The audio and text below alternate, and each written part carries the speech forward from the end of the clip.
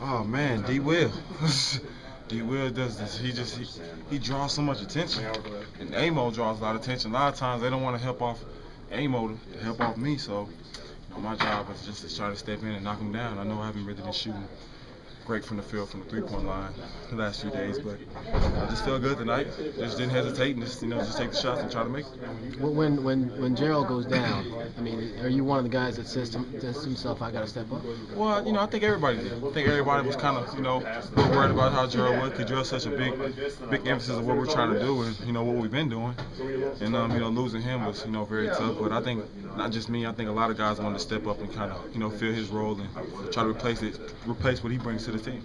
I know he hasn't been here for very long, but when you say you got to replace what he brings to the team, what is it that you guys have to replace? Man, just, it's hard to replace a guy like Gerald.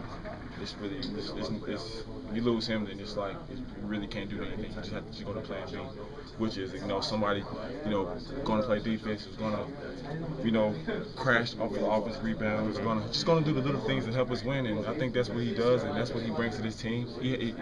He's such a big leader. I think that, him and Deron are such big leaders that, when one goes down and Deron just, that's when he just started really making sure that we're in our spots, talking to us a lot on defense. Deron's always a good leader on the floor, but Gerald is always a guy who's always vocal a lot. But Deron, when we're on the floor, Deron, you can just tell Deron's always generating the offense, making sure we're in our spots, defense rotation. So losing a guy like Gerald is tough because that's an extra leader on the team that's gone. It's pretty rare to have a guy be here this short a time and have that big of an impact on everybody. Right? Well, you know what? He's a veteran.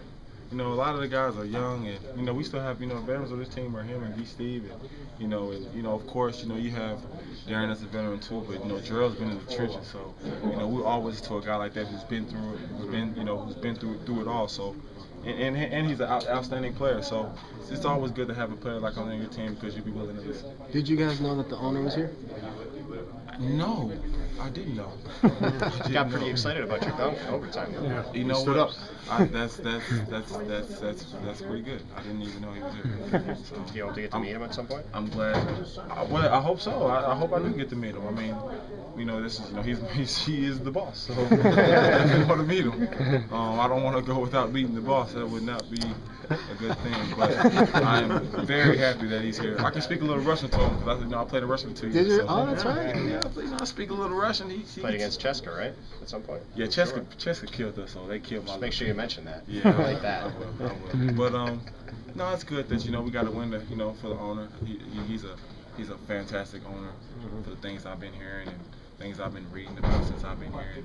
And, I'm just honored to play with a guy like him. And, I think that he's going to do everything he can to make this team better. And I see that from the little time that I've been here. So, it's good that we got to win. That he comes to a game where we got to win for him. Obviously, they had the momentum going into overtime, and that dunk, that alley-oop was a big play. Can you just talk about it a little bit? Just when Lester Hudson hit that three to put us to overtime, we kind of, I don't think nobody sunk our heads. And I think that, when I first came in to this team, I think that we would have done that early on when I was on our first team. I thought we would have sunk our heads. And I think that we didn't do that. We knew that Lester Hudson, he been hitting touchdowns all night. He hit a tough one in the overtime, but we knew that okay, we have an extra 3 minutes to get to keep going, and that's what we did. We never lose focus. We never lost confidence in ourselves. So we just try to keep doing the things that we're doing, and we got the victory in overtime. Talk about confidence. How about your confidence now? It's got to be at an all-time high, especially after a game like this. I mean, you were on a roll there, hitting those threes back and forth. It's not like you're not even hesitating anymore today. Well, you know what, man? If I hesitate, then the teams get on me. My teammates, they get on me. They tell me all the time, hey, be aggressive, be aggressive. When I was in timeout, I missed a shot. Avery told me, don't be aggressive. So that's one thing that I'm trying to do, And, like I said, man, when I have, guys like Deron Williams and guys like Anthony Morrow on the floor at the same time when I'm on the floor, everybody's attention is on them. A lot of times they're not looking at me, so it just makes my life a whole lot easier for me. So, I just try to do my job is just to knock down an easy shot, I guess. Avery mentioned kind of the same thing that you guys maybe a month ago would have not reacted the same way when he hit that three. What is different about this team? We've learned we're learning to fight through adversity. We're learning that because a guy hits a shot or because a guy made big plays that chip away at it, chip away at it, chip away at it. You know, their basketball, we're one play away. You gotta take. You can't think 2 or 3 plays ahead or 2 or 3 plays ago. You gotta think every play ahead. You gotta just play by play. And I think that's what we've been doing an excellent job of that. Just, you know, even when we're down, and sometimes in the last few games we've been down by 20 or down by whatever, and then we take one play at a time to chip away, and then all of a sudden we're back in the mix. And you know, even though we did have some difficult losses, you know, back in a couple days ago, but this is one of the things that, you know, obviously, you know, guy hit a big shot. We stayed with it, and you know, that's the thing about the NBA. If you just stick with it, and keep doing what you're doing, and execute the offense, listen to your coach, and just play together as a team, and don't get to pointing fingers at each other. I think we did a good job, and I think that we're doing a good job of the last few weeks. Thanks. Resilience between Gerald going down and then you having 4 fouls early, and you guys still coming back in this one. Yeah, it was a good game. We just battled the whole game. The team played tough. There was no let up in them, and you know, had some guys for them step up, but we also had some guys for us step up. You know, Gerald Green was great tonight. Anthony was great off the bench. You know, both those guys came in and just gave us a big boost. Those two have been doing it off the bench for the last few games. But what is it that they just seem to be working really well together? Well, I think they're just, you know, they like the role. You know, they're taking advantage of the role, making the most of it. They, you know, come off the bench and, you know, they're playing like starters. And they come with a lot of confidence. They're able to hit shots and just do different things. Avery said, I think he said 2 weeks ago, maybe you guys don't win this game. So what's changed in the last couple of weeks that's got you guys playing so well? Well, I think Gerald Wallace being here has helped, and you know, once he went down, I think guys wanted to step up and you know, take advantage of that. Like I said, and I think Gerald Green, you know, is a testament to that. Now, when a guy jumps that high, and then you just keep throwing the ball up higher, higher, higher. I thought I threw it low. Well, he makes me feel like I threw it low. You know, he grabs it down here and stuff. Avery points back to the last few minutes of that Utah game when he kind of questioned professionalism as a turning point. I think so. Yeah, I think that you know, we took that to heart a little bit. You know, we watched the film and guys saw, you know, how we ended that game, and just really felt bad. It was a bad feeling in the locker room. So. Yeah, we have been playing better basketball. I don't know what our record is since then. We've had some good wins and played well since then. I think it's 5 out of 7. There you go. Lester Hudson surprised you on that 3 at the buzzer? No, because he hit like 5 other ones, 6 other ones. He's played his butt off tonight. I guess the plan always, Avery said, in that situation is you guys don't foul. Yeah, I mean, I was right there. I could have jumped, but I just was like, he's gonna have to hit it over. And I can't risk getting a stupid foul and a 4-point play. Well, you guys are the masters of that. So if anybody's not giving up 4-point plays. No, I mean hitting drawing them. I mean, Anthony is. You too. You You're have more ahead. actually. I got more. I think so. Yeah. Did you get to see Pro? Did you know he was here, and did you get to see him at all? I didn't see him. No, I knew he was here. Yeah. And did you guys play? I mean, you guys are not all with you, of course, but the team is 8-2 with him in the building. Do you guys play a little harder with him in the building, you think? He's only been in the building twice. For you. Yeah, so I can't take credit for the rest of it. I will, thank you. I don't know if guys knew either. We didn't talk to nobody talked about it. So. Maybe he needs to start coming a little bit more. Is it everybody's talked about the impact that Gerald Wallace has had. Is it surprising that or is it rare for a guy to come in like that and only be a couple weeks and have such a big influence on the locker room like that? I just think it just depends on the person. You know, I think he's one of those guys that just comes in, he plays hard.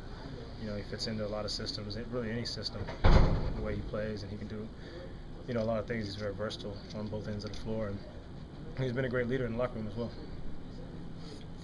Thank you. Talk about just the crazy overtime and the crazy regulation. How do you even describe what happened in the last few minutes? How do you describe about 40 different plays? We don't have enough time, right? But the one thing I do have time to talk about is the mental toughness, the stamina of our mental stamina of our team, where we had a couple of tough breaks there, whether it was a turnover or a guy, you know, making a 3. You know, Hudson had a career night on us tonight, but we hung in there. Guys communicated during timeouts. We talked about our mistakes, talked about our adjustments. We didn't expect this game to go into overtime, but it did. But in overtime, we get off to a quick start. And like I've been saying all along, this team is a pretty good team right now. And for us to do what we did tonight, especially after losing Gerald Wallace, Gerald, as you have seen, he does so much for us. He's really irreplaceable. But also, we got to give a lot of credit to Gerald Green tonight for giving us the energy and the points that he did to fill in for Gerald Wallace. When you lost Wallace, did the guys kind of rally and say, hey, because you know he brings so much to the table? Yeah, I thought we did a pretty decent job. We didn't score the ball as much as I wanted to in that third quarter, but they did in the fourth, and we needed to score in the fourth. But we had a couple of situations where we had like a 9-point lead there, and then we make a bad decision, but they come back and tie the game up, but we don't drop our heads. We just kept on fighting. And, again, that's what our team's all about right now. This team, 2 weeks ago would not have won this game. What's the difference between 2 weeks ago when you guys are able to, take a buzzer-beating shot like that and come back from it? And I just think getting Gerald Wallace, when he's healthy and playing, into the fold, and getting him to understand what our concepts are defensively, getting some synergy and chemistry with the guys on the floor and continuity with the guys on the floor. I think it took about 3 games or so. And once we got through that period, he got comfortable, the guys got comfortable with him. Our attitudes changed. We had, which is rare for our team. We had one little stretch there of a 24, 36, 48-hour period where I didn't like our attitudes, and we had to talk to them about it. So you're seeing a team with a different attitude, different stamina, mental stamina, and it's fun to watch.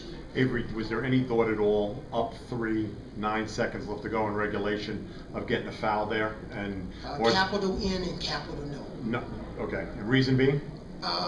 We've gotten burned in those situations before last year. We tried that against Oklahoma City in a triple overtime game, and it didn't turn out too well. So in our preseason coaches meeting, I went around the room, polled my coaches, we looked at a lot of video, and we said when we're in those situations, unless somebody's taking it out in the backcourt and they're dribbling up the floor and we can get a foul. Well, they were.